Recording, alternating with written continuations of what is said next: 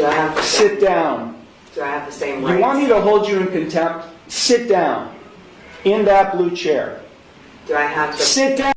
This clip is pure courtroom drama, electrifying from the first second. The judge doesn't skip a beat and commands the room with unflinching precision. Meanwhile, the sovereign citizen struggles to articulate her claims under the weight of that authority, producing a moment that's equal parts tense and absorbing. Witnessing such direct justice unfold is oddly captivating, practically gripping the viewer.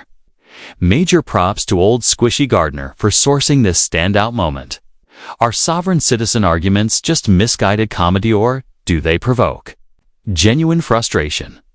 Personally, I find it a little of both. Either way, this clip is a can't-miss moment in real-life legal theater. Let's dive right into it. I'm just trying to get my stuff situated so it's ready.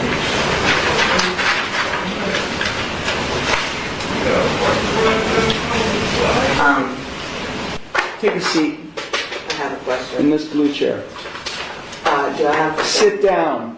Do I have the same You rights? want me to hold you in contempt? Sit down. In that blue chair. Do I have to Sit down. there? One more time. Sit down.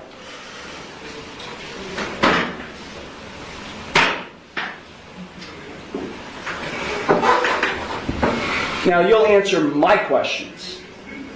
Got it? Did you understand all of the rights and plea options that I explained to you? No, I do not understand. Okay. Then I will enter no plea to the charges I filed against you. Well, let me just explain to you. You are charged, and I do have a signature on the citation which shows you've been served. You are charged with one count of no operator's license, a minor misdemeanor subject to a maximum fine of $150 plus court costs. You also are charged with one count of expired plates, also a minor misdemeanor subject to a maximum fine of $150 in court costs. I will enter no plea to these charges against you. You already have a pending. You already have a pending. I object. What do you object, ma'am? Because I did not enter that plea. Okay, so you tell me how you would like to plead: guilty, not guilty, or no contest.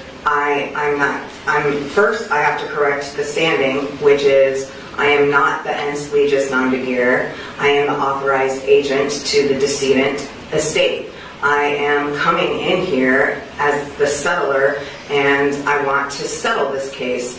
I have sent in a paper that is my declaration and affidavit of what I want to do, which is to settle the case.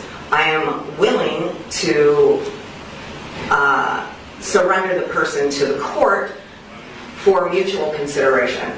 I do not want to continue doing this. I don't have anything to do with this. That paper that I signed, which is the summons, is signed v coatis, which is void contract, and I reserved all of my rights on there. So, is the court willing to give me mutual consideration today or not? I will enter no plea on your behalf to these charges. I've given you 3 plea options to plead. No, I do not recognize anyone in this court. Okay, well, I don't recognize you or the bailiff or anybody else in this court. I do not understand. I will set this case for a bench trial, and we'll get this set. I have the right to a trial by jury. Okay, no you don't, not in this case. Yes. Now these are not jailable offenses, ma'am. You don't have a right to a trial by jury in this case.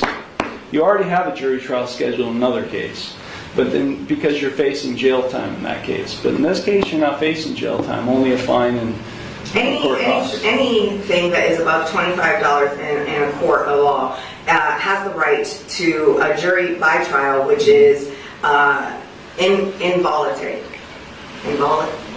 Can't be violated, basically, is what it means. So, I have the right to it. Here's the essence.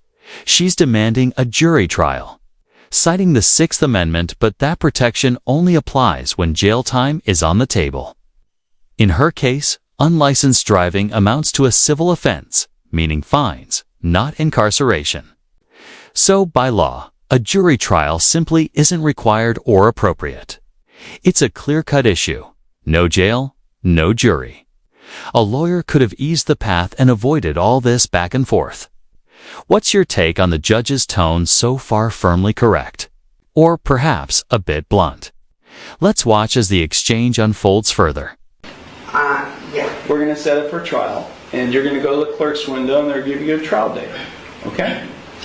So, Then I'm just going to surrender the person to the court because I'm not coming back. I don't know what that means. You do know what that means. I don't know what that means. I am not the ens leges non de guerre. I told you that. I don't know what that means either, ma'am. I've been practicing law for 36 years, and what you've just said to me has no meaning to me whatsoever. So, great. Yeah. So Ma'am, if you don't leave the courtroom, and if you don't go to the clerk's window to get a trial date, I'll have you arrested and hold you in contempt of court. With what contract? There is no contract. I know You're looking at the contract. You're looking at the one who's going to be able to, has the authority to be able to put you in jail and I'll hold you in contempt. So let me say it one last time because we have other cases to handle today. If you don't leave the courtroom and go to the clerk's window and get a trial date, which is what I'm scheduling in this case, I will hold you in contempt of court and I'll have you arrested. So, contempt of court for what? What contempt? For not doing what I'm telling you to do, which is to go to the clerk's window and to get a trial date.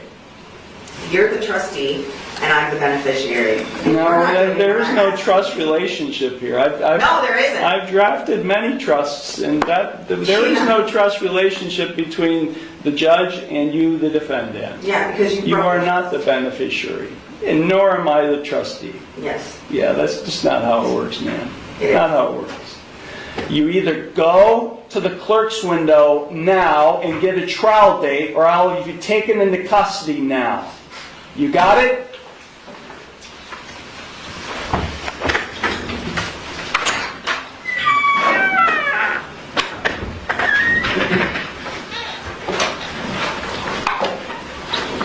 Is this your phone?